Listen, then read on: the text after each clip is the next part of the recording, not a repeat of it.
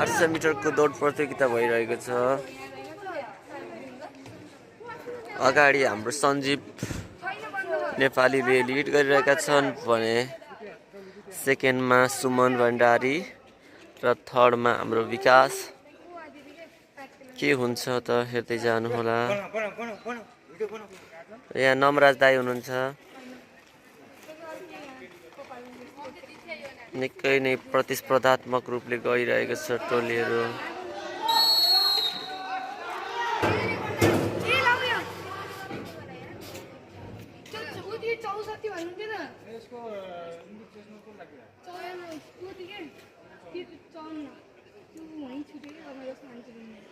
एकदमै प्रतिस्पर्धात्मक रूपले बढिरहेको छ।